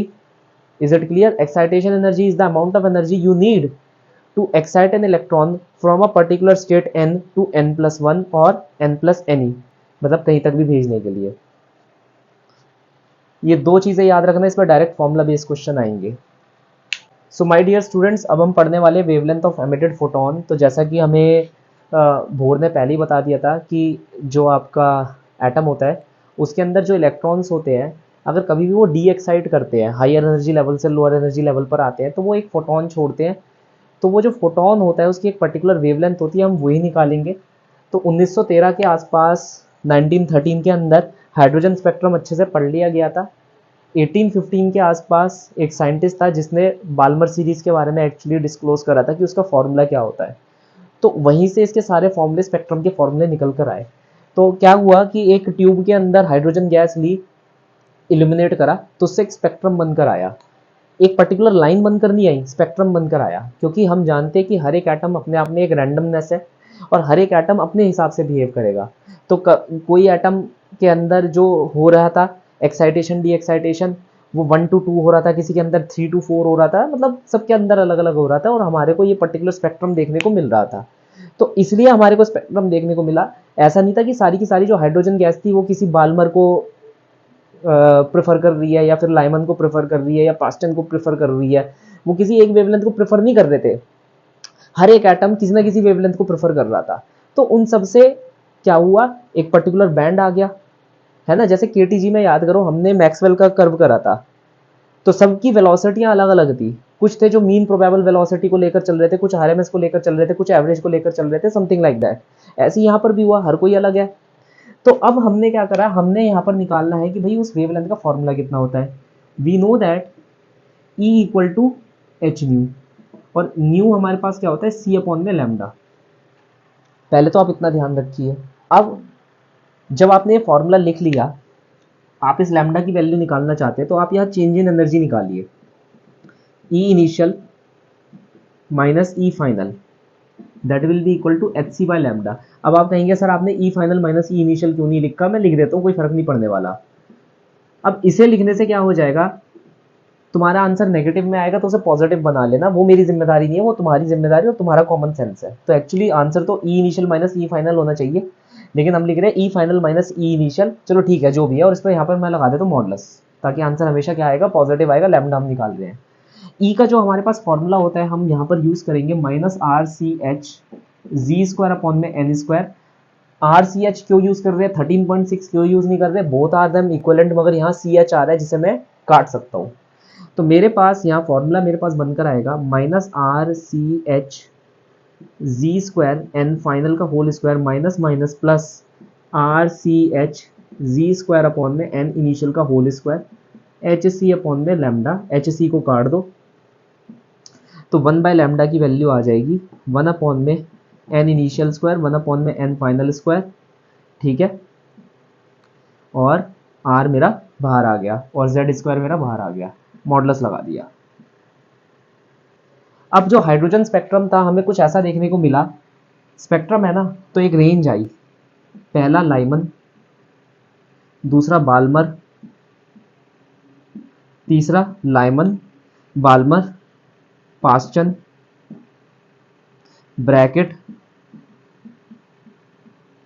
P fund. अब ये मत समझना कि भाई मेरी यहाँ पर स्पेलिंग मिस्टेक हो रही है, होगी, कौन सा मेरे देश की भाषा है ये, है ना, जो मैं बिल्कुल करेक्ट स्पेलिंग लिख दूंगा। क्योंकि काफ़ी बच्चे होते हैं वो जजमेंटल हो जाते हैं, अरे सर ने तो यहाँ स्पेलिंग गलत कर दी, अबे ये भी तो देख ले कि सर किस किस लेवल तक के क्वेश्चन भी सॉल्व कर सकता है। ठीक है, तो स्पेलिंग कभी भी किसी की गलत हो, कभी हमें उसकी निंदा नहीं करनी चाहिए, हमारे देश की भाषा थोड़ी ना है। तो Lyman, Balmer, Paschen, Brackett, Pfund. अब यहां पर एक चीज बताओ, जो ये लाइमन है ये कहां से स्टार्ट हुई, हमेशा याद रखना। देखो लाइमन स्टार्ट हुई n इक्वल टू 1, ये 2, ये 3, ये 4 और ये 5।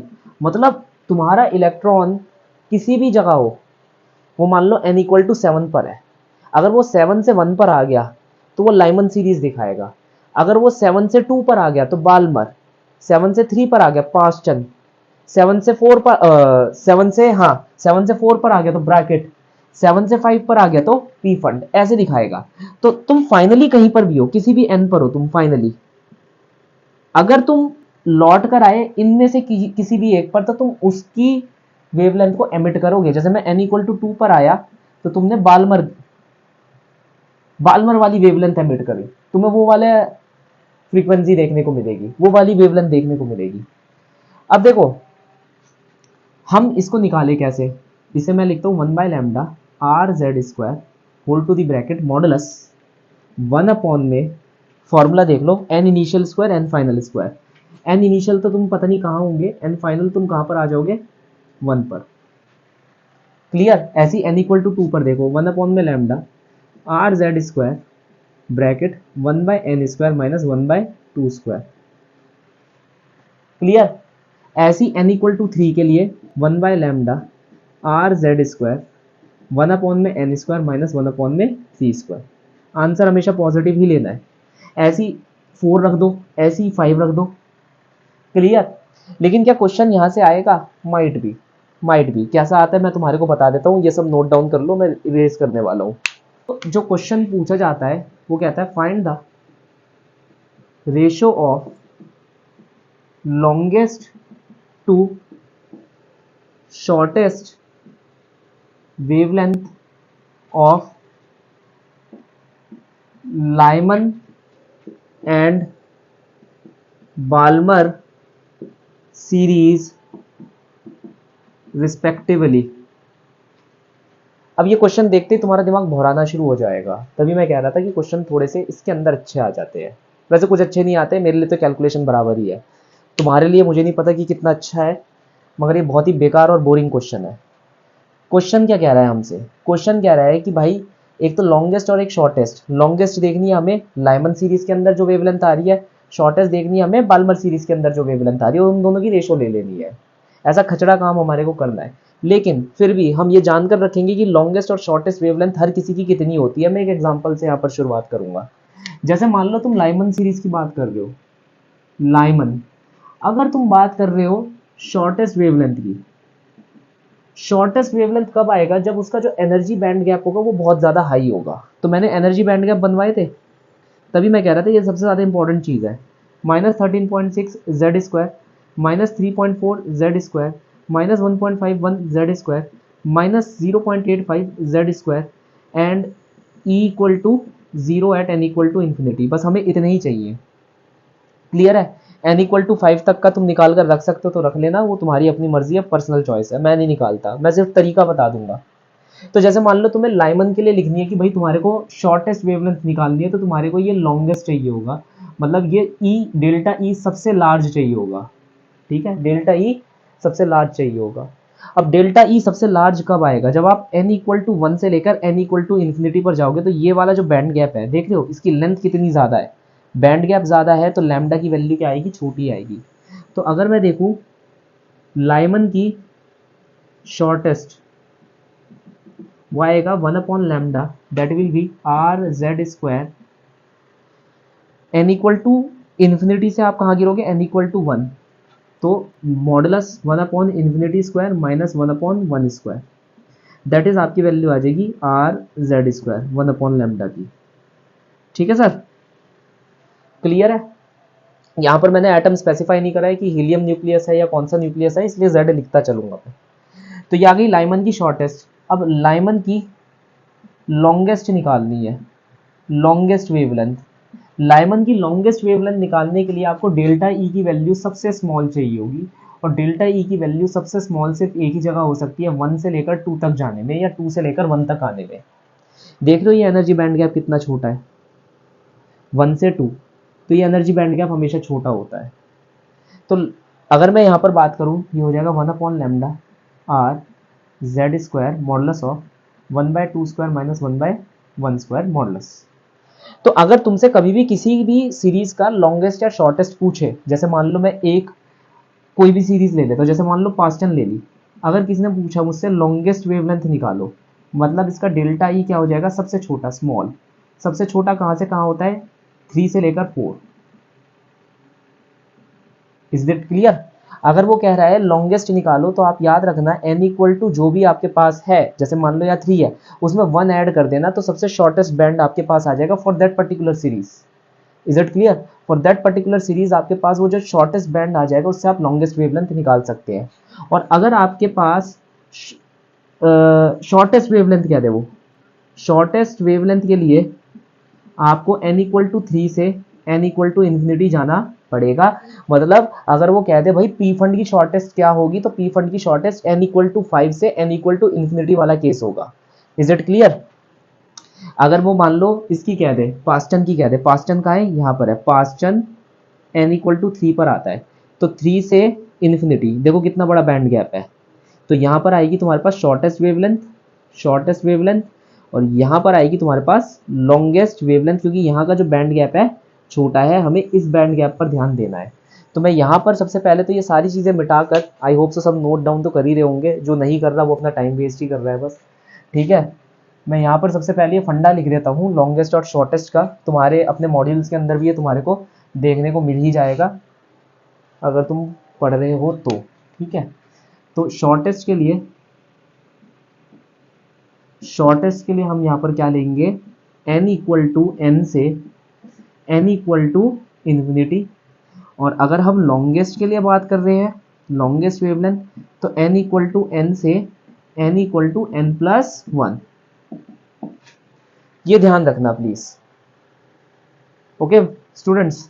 तो अब जैसे मान लो तुम्हारे को longest to shortest for Lyman and Balmer पूछ रहा है, तो लाइमन की लॉन्गेस्ट क्या हो जाएगी, आर जेड स्क्वायर 1 अपॉन, ये हो जाएगी, मैंने मॉडुलस का साइन हटा दिया तो अब ये मेरा पास आंसर हमेशा पॉजिटिव ही आएगा।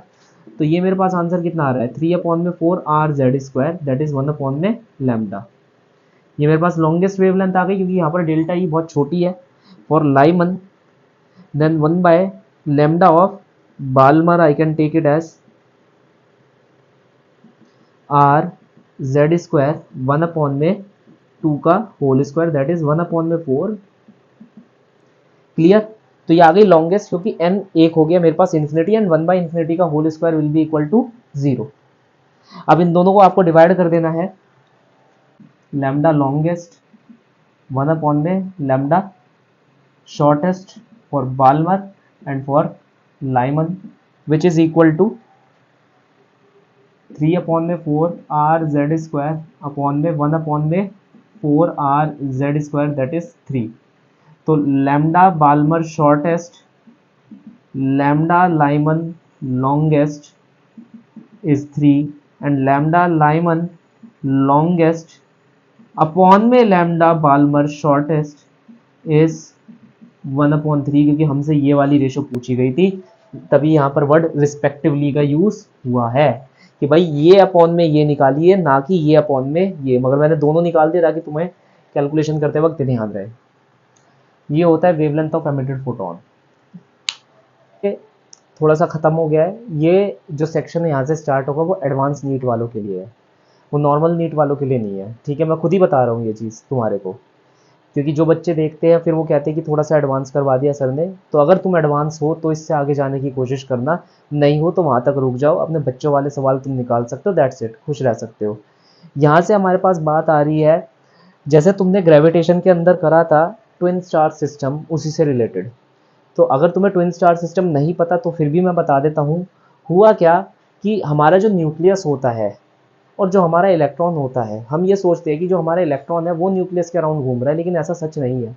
इलेक्ट्रॉन न्यूक्लियस के अराउंड और न्यूक्लियस इलेक्ट्रॉन के अराउंड घूमता है। तो तुम कहोगे अइला ये क्या हो गया, अरे मेरे भाई यहाँ पर दोनों चीज़ें सेंटर ऑफ मास के अराउंड क्या कर रही होती है, रोटेट कर रही होती है। तो यहाँ पर परेशानी आनी स्टार्ट हो जाती है कि भाई ये हमारे पास न्यूक्लियस हो गया, ये हमारे पास इलेक्ट्रॉन हो गया, और दोनों के दोनों सेंटर ऑफ मास के अबाउट क्या कर रहे होते हैं, रोटेट कर रहे होते हैं। It is clear. तो दोनों के दोनों सेंटर ऑफ मास के पास रोटेट कर रहे होते हैं। Obviously nucleus centre of mass के करीब रहता है और इलेक्ट्रॉन सेंटर ऑफ मास से थोड़ा सा दूर रहता है। भारी मास सेंटर ऑफ मास के करीब होता है और हल्का मास सेंटर ऑफ मास से हमेशा दूर होता है, ताकि जो मास मोमेंट है उसे कंजर्व करा जा सके, उसे इक्वेट करा जा सके। तो इसका सर्कल अलग कटेगा, इसका छोटा सर्कल कटेगा, और इसका जो सर्कल होगा वो बड़ा होगा, जैसा कि आपको देखने को मिल रहा है। तो सवाल ये आता है, क्या बोर की थ्योरी अब एप्लीकेबल है? क्या बोर ने जो इतना रेडियस वगैरह निकाला, जो हमने इतना पढ़ा, क्या वो अब एप्लीकेबल है? क्योंकि यहाँ तो वो गलत होता हुआ दिखाई दे रहा है, और बात भी सही है, वो गलत ही है। मतलब ओवरऑल वो गलत नहीं है, एक्चुअली उसके अंदर हमें कुछ चीज़ें चेंज करनी पड़ जाती है। जैसे मैं एक चीज़ बता देता हूँ, यहाँ पर हम ये मानकर चलते हैं कि complete mass centre of mass पर आकर टिक चुका है।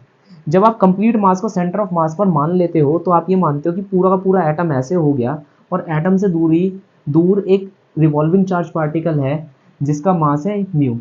अब इसको हम रिड्यूस मास दे देते हैं। इसको क्या हम दे देते हैं? रिड्यूस्ड मास।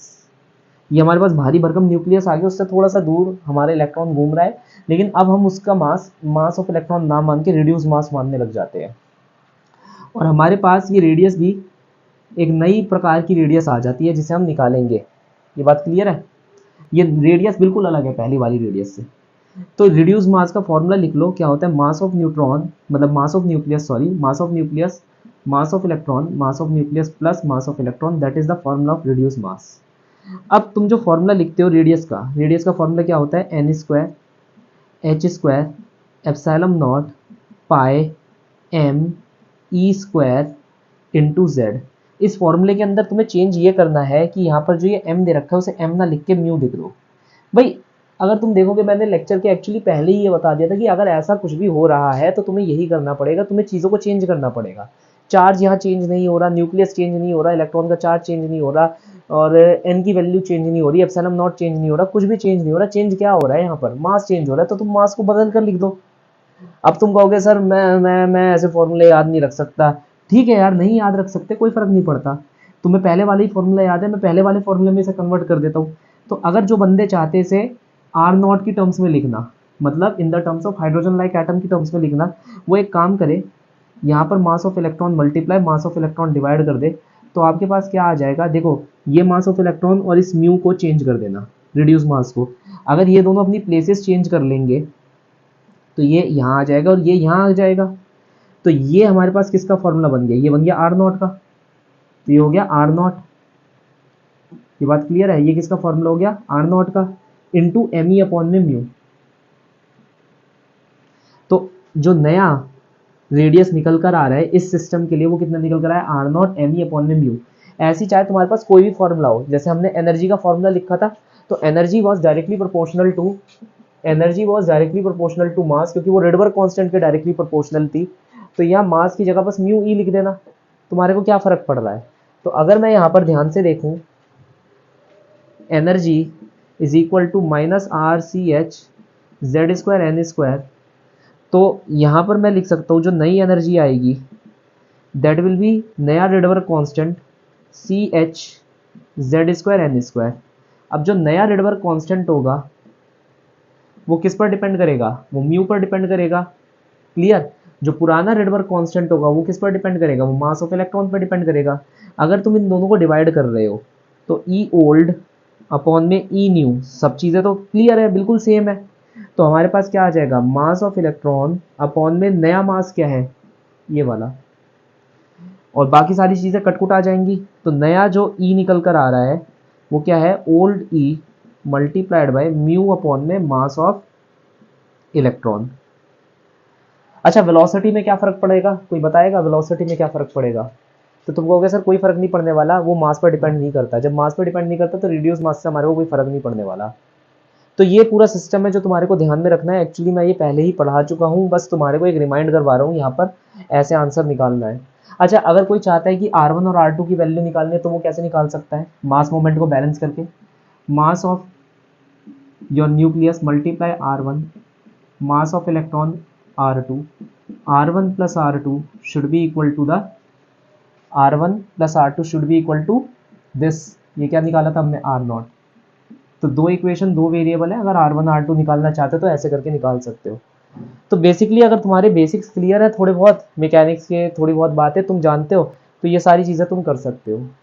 ये हो गया हमारे पास, तुम ये कह सकते हो रिड्यूस मास सिस्टम। ठीक है, तो ट्विन स्टार सिस्टम था ना, ट्विन स्टार सिस्टम ये कह लो, ट्विन स्टार तो नहीं कहूँगा मैं, ये एक्चुअल प्रैक्टिकल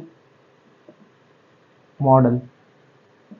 ठीक है, ये है actual practical model of atom जो होना चाहिए था।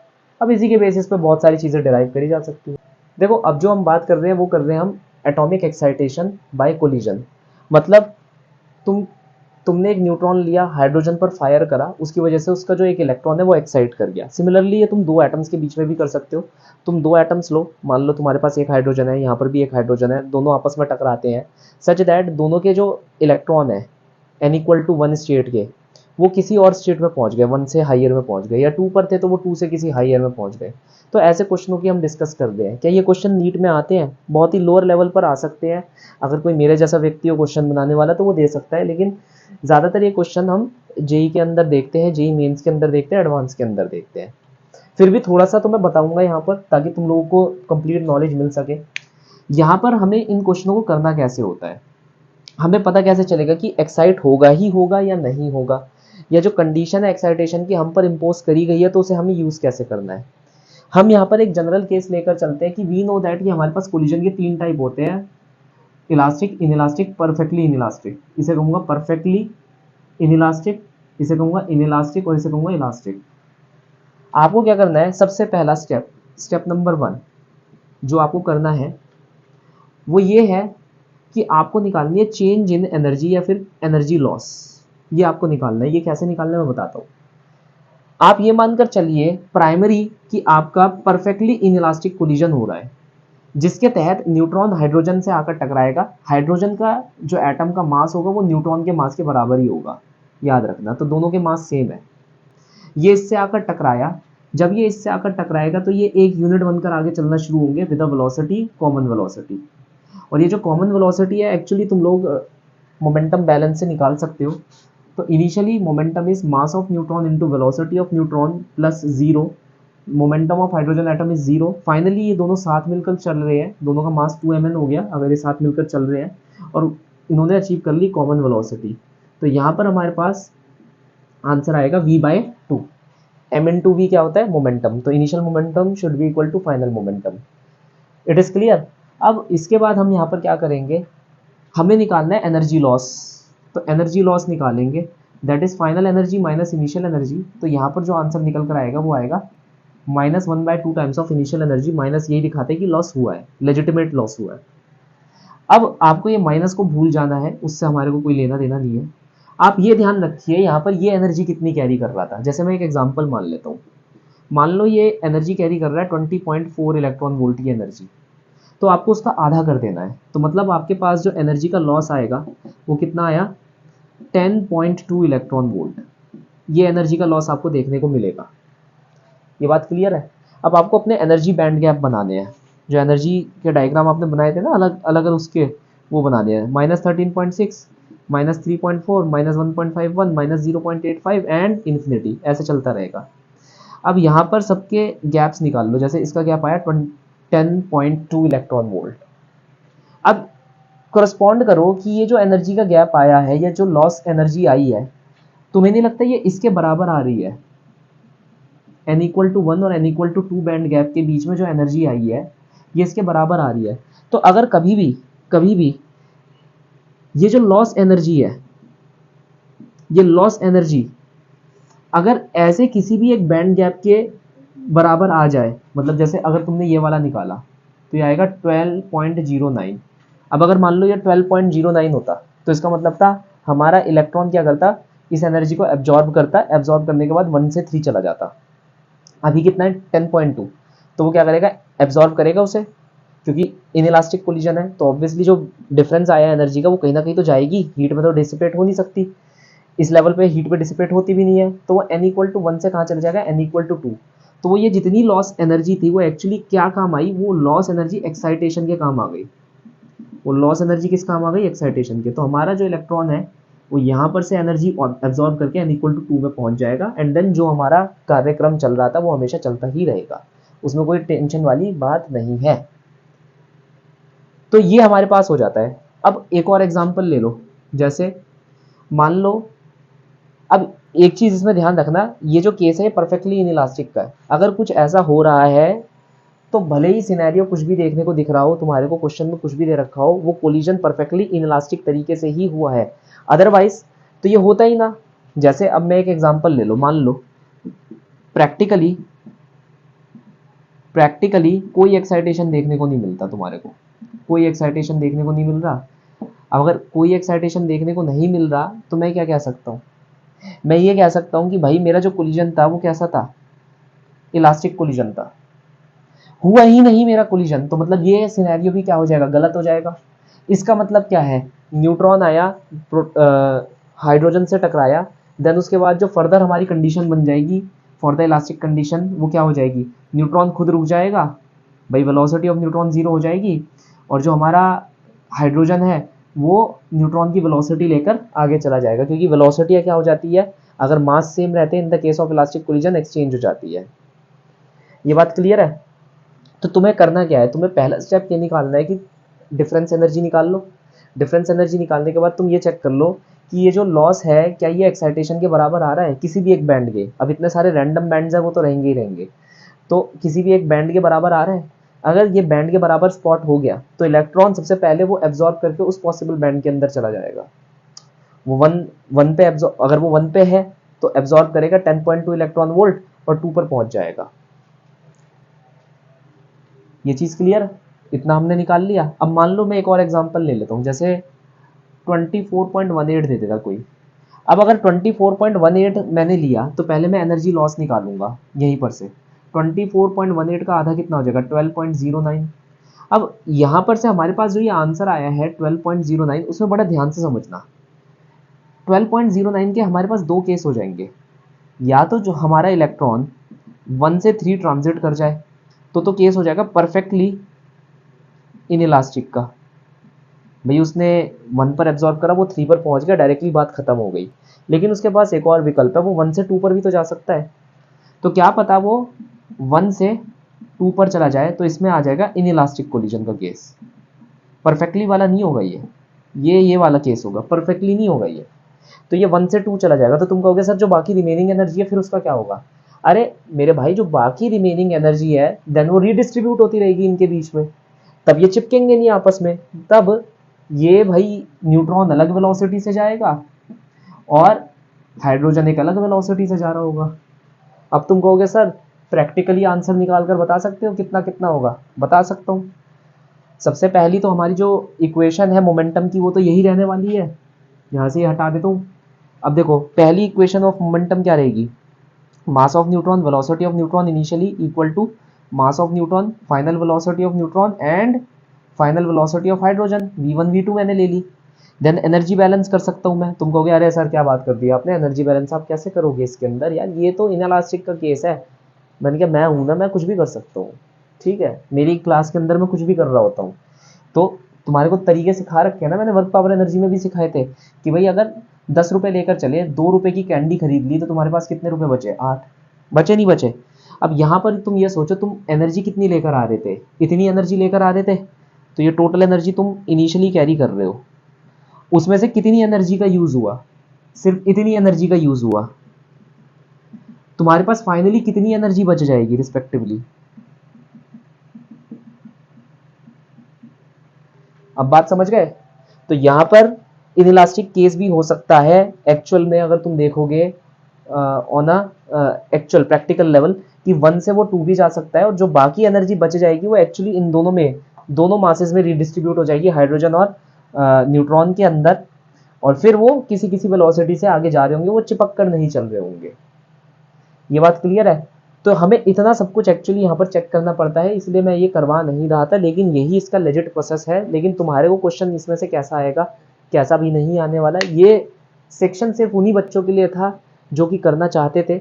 मैं एक और एग्जांपल दे देता हूँ। जैसे मान लो अगर तुम्हारे को कोई यहाँ पर 24.18 ना देकर ऐसे दे देता 24.32, तो इसमें से तुम्हारा 12.09 एक्साइटेशन के लिए यूज हो जाता, ठीक है, 12.09 एक्साइटेशन के लिए यूज हो जाता, और जो रेस्ट बचता हमारा, ठीक है, वो हो जाता इन दोनों को वेलोसिटी देने में यूज।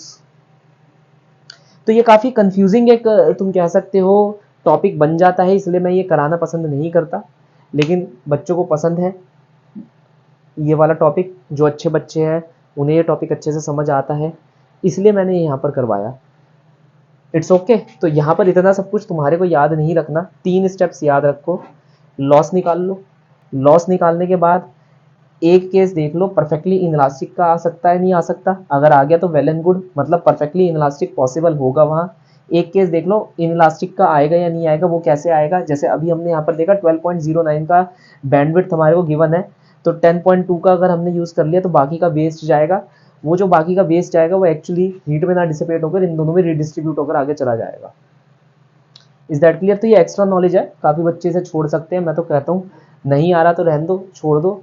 अब नेक्स्ट क्लास में हम बात करेंगे, नेक्स्ट क्लास में जो आपको लगे टॉपिक जो आप पढ़ना चाहते हैं मेरे से, एटॉमिक फिजिक्स यहीं पर खत्म होती है। जो टॉपिक आपको लगे आप मुझे मेरे नंबर पर लिख कर दे दीजिएगा, व्हाट्सएप कर दीजिएगा। आप लोगों का बहुत ज़्यादा प्यार मुझे मिलता है, हर दिन आप कहते हैं, लेकिन मेरा थोड़ा शेड्यूल थोड़ा सा टाइट है, इस कारणवश मैं थोड़ी सी वीडियो कम बना पाया, लेकिन आगे से आपकी पूरी वीडियो कवर आउट होंगी। जो आपको मन करे, अगर आपको मेरे से कोई टेस्ट पेपर लेना है कि सर मेरा आप टेस्ट बना दीजिए, मैं टेस्ट भी बना दूंगा। जो भी आपको सर्विसेज लेनी है वो आप पूछ सकते हैं, जो भी गाइडेंस आपको मेरे से लेनी है वो आप ले सकते हैं मेरे से। सो आपको नेक्स्ट क्लास में मैं मिलता हूँ। Thank you.